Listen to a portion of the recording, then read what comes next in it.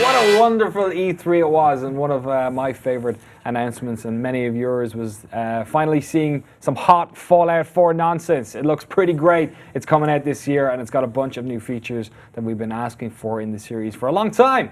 Justin Haywald, Andrew Bauman are here, both fans of the series. We're here to talk about some other stuff that we'd like to see in the game coming up later this year. First of all, though, they added a bunch of stuff that we already got. They added a bunch of stuff that we already wanted, like better shooting and stuff. Justin, what did you think about what they showed of Fallout 4? It's everything that you want. I mean, it's one of those just big world games. The reveal of it is itself just so exciting. Even though we knew it was going to be in Boston, like the fact that opens up those more possibilities for like, what are these people going to be like? What's this world going to be like? Because even though it's still in America, it's still this post-apocalyptic wasteland, and like, it's going to be new characters. It's going to be like a whole new setting, a whole new, basically a world to explore. And that's one of the things that I think I'd really like to see more of in Fallout 4 is like, we know that there are all these different vaults, that they have all these different experiments. And one thing that I think was Obsidian with Oblivion that they did really well is... With New Vegas.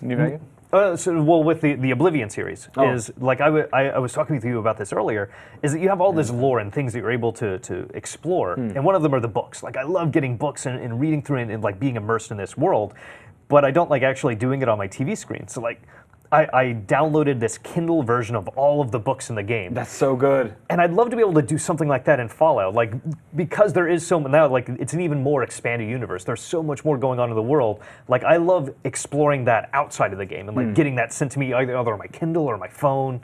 Yeah, I like that, because it's like Bethesda put so much time into crafting these worlds and having all this text, and it kind of doesn't really feel like the right time to read it. Like, even I'm playing The Witcher at the moment. I played a bunch over the weekend, and like taking time to even read one of those books, as somebody who read some of the books, it's like a really nice little pastime, but it doesn't feel like the right place to do it. So you want it to be a part of the game as well. One problem I think Destiny has is that almost all of that story is buried outside of the game. Like, you have to go outside to even have a modicum of understanding of what's going on. Whereas the Fallout games, the Oblivion games, those have always been contained. You know what's going on, but they add color, they add a richness to the world that makes it even more fun to explore. Andy, one of the things, obviously Justin touched upon Obsidian there, and you're a big fan of New Vegas. Yeah. One of the things you were talking about before we went on was the faction element of that, which I'd actually completely forgotten about. That stuff wasn't in Fallout 3, and in New Vegas, Obsidian sort of played around with that and had you picking which faction for that crazy fight at the end. I actually only completed New Vegas about 2 weeks ago, finally. I like loaded up my save game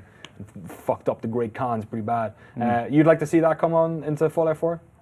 Yeah, because the karma system's always been in Fallout games. It's been a huge, thing since the beginning. But the faction reputations came in Fallout 2, and then they were kind of gone in Fallout 3. They're back in New Vegas, and you're like, yeah, it gives you the opportunity to do quests for those factions, go through those storylines, get deeper into the backstory of, characters and elements there, which, Bethesda's really strong at doing that, because they do it in Skyrim, they do it in their Oblivion games, where you do the Black Hand missions, and they're freaking deep as hell, and they're awesome, and that's like its own game. You do the Thieves Guild mission. You want to do all the guild missions and stuff, because they're just so rich, and you get like rewarded, you get reputation, you get new abilities and armor sets. Yeah, because like... And this is all like kind of missing in Fallout 3 in a way it was. You had your main quest, and then you had like the side quests were actually rather small. But I feel like the only like large ones were like the Brotherhood of Steel one. Right, and that was like a good faction one, but it also had like end game. It had like game overall tie-in, so that you had to do it. But yeah, in New Vegas certainly you could do like all the little factions, and depending on how far you got and what you did, like really affected the outcome of the entire game. But you also got to know those storylines really well. So that's something I think they're missing. I mean, besides all the other stuff they added at E3, where like, you've got the second screen experience with Pip-Boy, you've got the freaking crafting system they're showing right now. Like, all this shit is already like, we didn't ask for this, but it's I feel like that stuff was like murmured. I feel like increased crafting was something a lot of people talked about. I feel like that and actual good first-person shooting. Right, and like, you're a massive fan of FPSs, but that was always a problem. It was always a problem, and New Vegas did add aim-down sights, which made it like cool to like use some of the guns that you could. It kind of also like highlighted how shitty those guns were. And it definitely highlighted how shitty it was. And you get the cinematic like kill cam and stuff, which was cool. So I hope they bring all that over. Honestly, like the list of stuff I came up with, the stuff they added for New Vegas that I hope they carry over, like the hardcore mode. Yes. Where you have to sleep, eat, you have to get your limbs repaired by doctors. You only partially heal them. Like, it's not that hard. It's not that hard. No, it ended up not being that bad in the grand scheme. Like, you can just sleep and eat, and it's all good. But it's kind of fun. Some stuff I think they should add in. The cooking stuff was in New Vegas new as well. Yeah. That was they got all those. So here's some things. Go for it. From the other games, I think they should bring back that I think a lot of people will hate. Okay. So the first game had a hardcore time pressure from the very first quest. Yes. You had to find the water chip, or else your vault was going to die, which was pretty awesome actually, because like you had to like get on with it. You had to role play. You had to freaking do it. You had like a fire under your ass to go get shit done. Yeah, do you ever feel that way in The Witcher where you're kind of like, yeah, well, we were talking about this. I should probably be helping we were Siri. just meditating like to get our merchant to like replenish his gold stash, and we were like, what if Siri's like dying out there and like she's you're slowly always like begging for help? You're always like and a just day behind her, but then you're like, I just spent like 5 days on this werewolf quest. I probably should have just. I just like meditated for a year so I could like sell my sword for full price. When I started out the Witcher, like when you get past that first area, I was like, Yeah.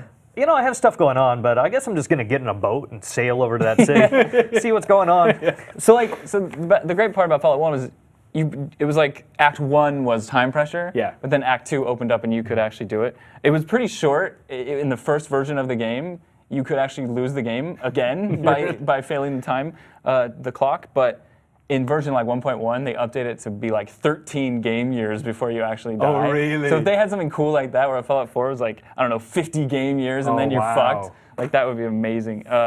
One thing in Fallout 2, drug addiction. Really? Well, you can get addicted. Could you get games. addicted in 3? I'm not sure if you got addicted or if it just drained negative your effects, health. didn't it? Yeah, if you didn't use it. I want to bring back like jet usage because like if you're in a fight in the early game, you had to like boost, and you're like, all I have is jet. Oh god, like here we go, and then you're like an addict, and you have to go through all this to get out of it. Yeah.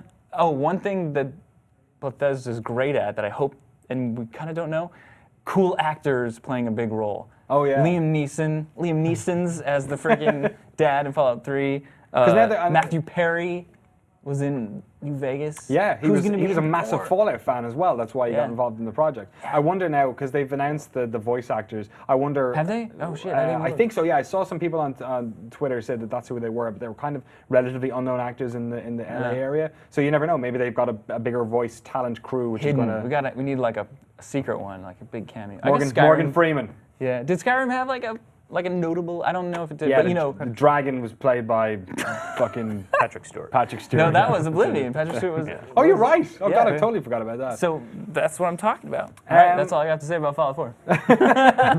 I kind of think like it's from playing The Witcher. I think is where I've like pulled a lot of my like inspiration. Like I'd love a horse. Like Oh, dude, we've yeah. already seen. I feel like horses in open world games is almost like a one and done. Like it kind of works.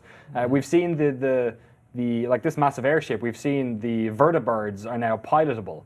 Or at least you can get in them. They drive you around. Yeah, we don't know if you're able to drive them yourself. So, like, imagine if you could finally get cars working. And there's like this super weapon that maybe you aim at stuff, maybe, or that's part of a quest. Who knows? Maybe that's just Megaton Yeah. revisited. Who knows? But the other thing I kind of wouldn't mind from Fallout is that I guess this is probably just a byproduct of the fact that New Vegas is now back in 2009, I think it came out. Oh, gosh. Is that the quests in that game, Justin, there was the main quest and then there was like the side quests were kind of these relatively small diversions, like you talked about going into the crazy little vaults and like meeting somebody and they didn't really go on. The thing in The Witcher is that I've done side quests which have ended in 5 minutes, and I've done side quests which have gone on for like 3 hours. That's sort of variety. That'll be like where you don't really know what's the main quest anymore. I think would be really fun. So, and that's the thing that fits, I think, that Fallout feeling more as well, that you are just kind of exploring this wasteland. Like there shouldn't be a single narrative. Like everyone's experience should be different no matter when you start or when you finish playing. And like maybe you'll just feel like, oh, I came to for me that was a good ending point. Like maybe I won't necessarily find and solve every quest and get every puzzle. Yeah. I was just exploring this world, and that's what I got out of it. They've already added one thing that I would have always wanted, which is an amazing dog who will not die. Dogs in games, they should have all of them. There's a dog in 3. It just wasn't. Dog Not meat? Yeah. Yeah, he could also die. Apparently this one can't die, which is a thank No, I God. want invincible dogs. Yeah, like in because real you life. don't want dead dogs. Yeah. Dude, the only It's too reason to get the dog in these games is to just put your fat boy and like all of your heavy weapon shit that you'll only ever use when some badness comes down, and just give it to Fox. Hey, boy. And then whenever Let's it goes trade. wrong, just call him over and be like, yeah, okay. Hey, boy, let's trade. And then it goes into Yeah. Trade was one of the buttons. Yeah. Last thing to add, have it so you can play once the game is finished. Because they Right. fucked this twice. They had it in Fallout 3, which they patched it out eventually. But New Vegas was the same thing. I completed New Vegas, and it tells you the story of the wasteland, and they're like, and then you're done. here's the credits. Todd Howard and all. I mean, the big criticism with Fallout 3 was the mainline quest was kind of meh. Yeah. And then like everything else was amazing. So yeah, if they can pull from The Witcher and just say like, look, here's how you do a freaking quest structure, like quest structure 2015. Like, Well, what if they pull from The Witcher something like Gwent? Like you have a different game that's going to be part of the Fallout universe. All right. It's going to be a collectible card game. It's also going to be a part of its own app. It's a separate thing that oh, you like play. Fallout Shelter. If you tell me that Gwent is actually exactly the same in Fallout 4 and all my stuff will carry over, then I'm definitely in.